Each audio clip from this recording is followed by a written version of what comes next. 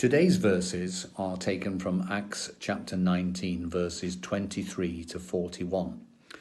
They're the story of a riot in Ephesus led by Alexander the silversmith, who feels his livelihood is threatened by Paul's statement that there is but one true God, when they were making idols of the goddess Artemis, who was worshipped in Ephesus. I want to highlight two verses. The first one is verse 1. Around that time, there was a major disturbance because of the way. I think we need to recognize that if we are followers of Jesus, followers of the way, there will be turbulence along our journey.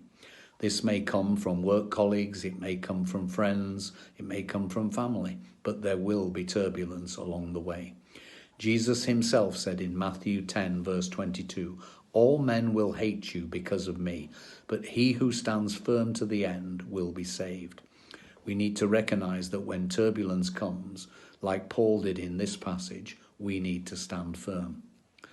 The second verse I want to highlight is the one that Demetrius himself used to stir up trouble against Paul, because he said Paul was saying that all gods made by human hands are not gods at all. In the passage on the Ten Commandments in Exodus, God says this, that he will not share his affections with any other god. We need to recognize that he is a jealous God who will not share his affections. J. John, in his excellent passage on the Ten Commandments, points out that there are more verses throughout the scriptures relating to this commandment than to any other one, and that's because there is a risk of idolatry for us all. I know that I myself, when I was 13 years old, used to worship at Old Trafford football ground. I need to be very careful that I am not still worshipping there.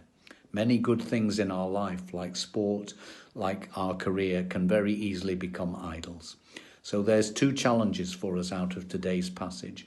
Firstly, that we need to stand firm when turbulence comes. And secondly, we need to recognize there is a risk of idolatry present in all of us. Thank you.